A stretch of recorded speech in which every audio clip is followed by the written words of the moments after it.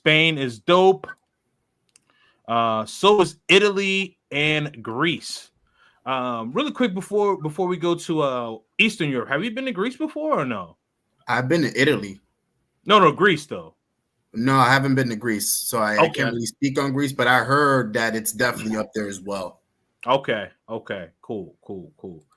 All right. So now, when did you go to Eastern Europe? And what parts of Eastern Europe have you been to specifically? So I wouldn't really say per se Eastern Europe, but the closest I've been there was Turkey.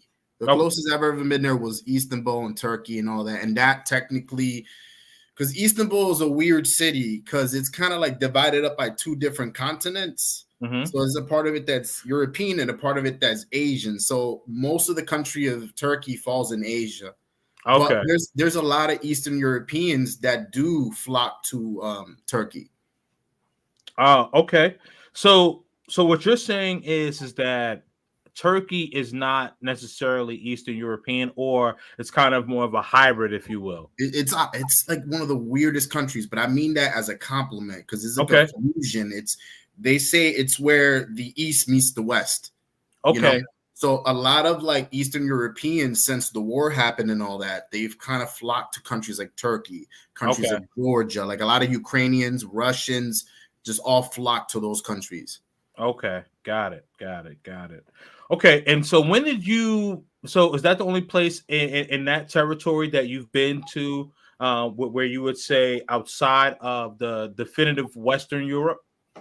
Yeah, I would say, but I definitely have plans for other places pretty soon. Romania, Okay. Poland, they're on my list. Okay. All right. Cool. Now, when did you start going out to Turkey? So Turkey actually wasn't even my idea. I Okay. got to give that to my. Well, let me just announce this. I know Kings. We talked about this earlier, but let me just announce it, guys. It's All kind right. of a little bit of sad news here, but for any of you guys who have been following my content, have been watching my vlog series, unfortunately, Arena and I had a split paths. We had a split. Unfortunately, it's not something that I want to say, but I have to say because it's kind of like the big elephant in the room, the purple elephant in the room. So I'd rather just like address it so there's no confusion. But Arena, God bless her. She was like, hey, let's meet up in a mutual or a neutral country. And she was like, hey, let's do Turkey because I can actually go to Turkey because Russia, with the war and everything that's happened, it's so hard for them to go anywhere. Like there's so many countries that don't allow Russians in their country, Poland being one of them. So she was like, hey, I can go to Turkey because they allow, Russians to go there. Mm-hmm. So I was like, okay, Turkey, what's in Turkey? Because I've never heard of Turkey in my life, guys. I'm not going to lie to you. I'm like, what's in Turkey? What do they eat? What, you know what I mean? I had no, what do they eat? Yeah. I was confused with what Turkey, So I searched it up and I looked it up and I'm like, bro, Turkey looks great. This is what I want y'all to do. After this live stream, go on Airbnb and put Istanbul, Turkey or Cappadocia, Turkey and search up the Airbnbs and come back, man, because I'm telling you, you guys are going to look at those apartments and those Airbnbs. You're going to want to go. And that's what I did. I looked up the Airbnbs. I'm like, man, these are stunning views and it's cheap. You can get these luxury apartments for cheap over there compared to like if you go to like even a Spain, for example. I know I said Spain is kind of low, but Spain is more expensive than Turkey. But I looked into all this. I did my research on Turkey, and I'm like, you know what? Let's do it. Let's pull the trigger. Let's go to Turkey.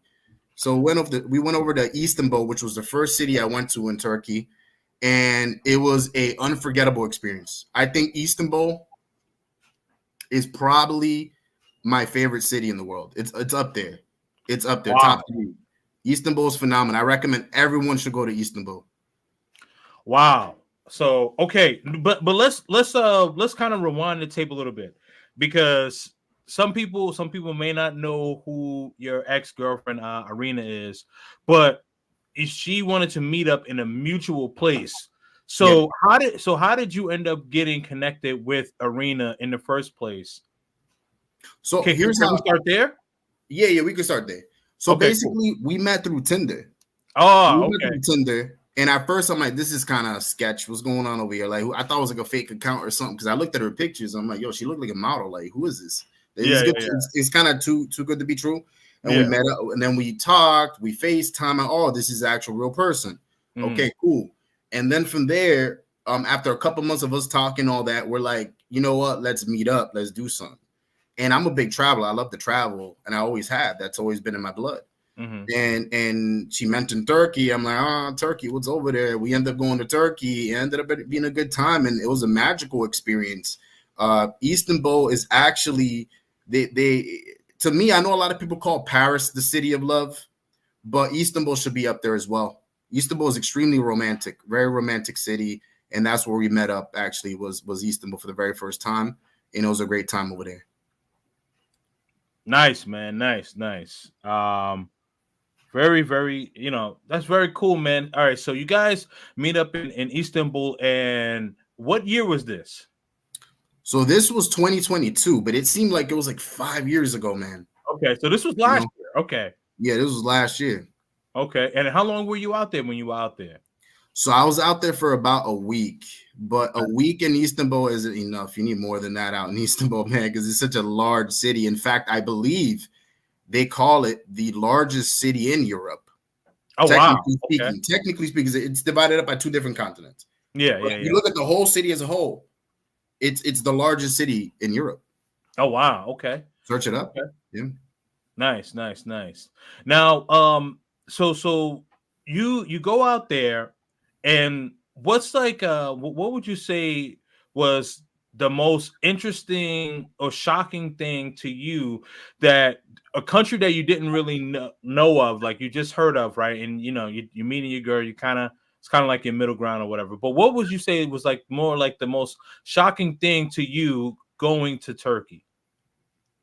Well, off the gate, man, as soon as I got into that airport, I was stunned. That airport is one of the best airports I've ever seen in my life. Search it up, guys. Search up the Istanbul airport. It is magnificent. It's up there with like Dubai and Qatar.